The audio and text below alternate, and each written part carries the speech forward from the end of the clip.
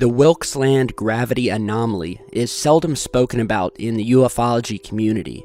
However, sitting deep under an ice shelf of this isolated part of Antarctica lies one of the greatest mysteries on Earth. This is known as the Wilkes-Land gravity anomaly. In March of 2002, the rocket launch vehicle blasted off, launching the Plesetsk spaceport. While in orbit, it launches its payload, which consists of two satellites known as the Grace twin satellites. The purpose of the Grace satellites was to monitor the overall gravity of the Earth. Specifically, it was used to find what are called gravity anomalies, or locations on the Earth where the gravity is actually different from the rest of the planet. Many people believe that the gravity field around Earth is all the same. It's all even. But this is actually not true. The Earth is shrouded in varying land masses of varying sizes, and this has a distinct effect on how gravity works. The larger the land mass, the more mass that it has, and the stronger the gravitational pull it will have on the satellites above. Certain tools, like the Grace satellites, have a number of applications for studying these gravitational anomalies, whether it be for locating volcanoes or potential earthquake areas, and even for finding oil.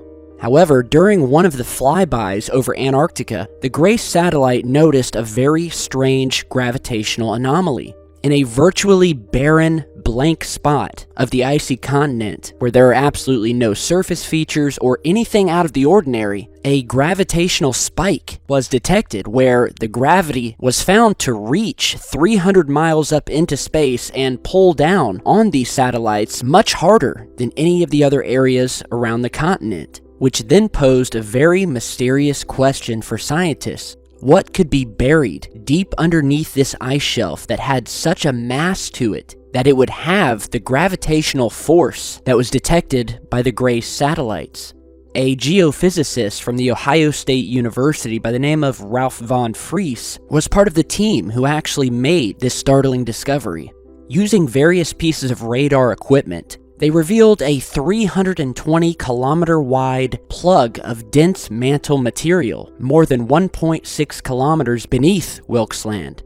This mass concentration, or mascon, can be caused by an upswelling of denser material from the Earth's mantle after a massive impact. So this was their first clue, that this very well could be a massive impact crater of some sort. Ralph von Friese is quoted as saying, "If I saw this mascon signal on the moon, I'd expect to see a crater around it." When they looked at the airborne radar images of the area, they found what they say looks like a crater, a circular ridge some 500 kilometers wide running around the mascon. It could be the biggest impact crater found on Earth. The region of dense rock is certainly circular, but other researchers say that this thick mass could have been caused by volcanic magma that had swelled up from the deep, creating this mass.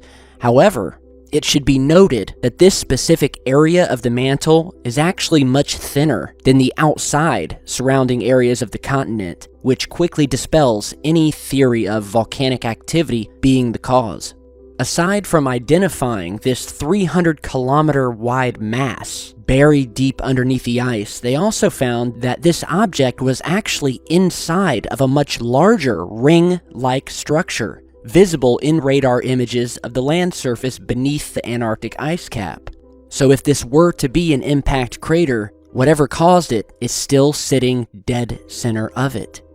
To this day, scientists unfortunately have no idea or way to discover what exactly is buried deep under this thick ice shelf. Using the current tools and satellites at their disposal, they can only note that whatever is buried there is so large that the gravitational pull on the Grace satellites was like nothing they had ever seen before, especially from a continent like Antarctica.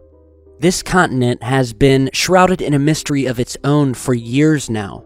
Conspiracies range from secret Nazi bases that were allegedly built there during the Second World War, with some evidence of this coming to light in recent years, purporting to show various entrances built into the side of mountains that hold a saucer shape. and are not to mention at a very high altitude, which begs the question, how exactly would you enter these entrances without something that could fly and that was the same shape as the entrance itself?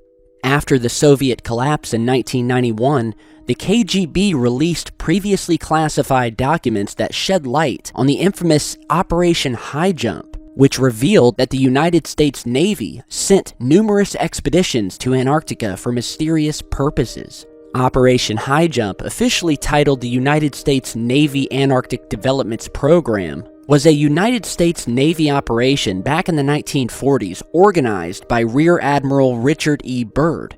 The operation commenced on August 26, 1946 and ended in late February 1947. The task force contained over 4,000 men, 13 ships, and 33 aircraft. Even though the public reason for the operation was to, quote, establish the Antarctic Research Base, Little America, many believe its true purpose was to investigate an entrance found toward the center of the continent that may have led to an inner Earth. Much of this information has come from Mr. Byrd himself, with tales of having his Navy fleet attacked by saucer-shaped craft that burst out of the icy oceans, nearly destroying his entire fleet before finally escaping. Admiral Byrd was later quoted as saying that our primary threat here on Earth isn't the Russians, but from something located down near the South Pole that have the capability of attacking North and South America at will and with very little warning. Some have theorized that the lost continent of Atlantis may be hidden under the thick icy shelves of the continent. Whatever your theory is, one thing we know for sure is that Antarctica has long been an enigma of the research community and will continue to be for the foreseeable future. And what exactly is buried deep below the surface of Wilkes Land? Unfortunately, we may never know. For more information, be sure to share and subscribe to the channel. And as always, thank you guys for stopping by, and we'll see you back here very soon. Stay safe, guys.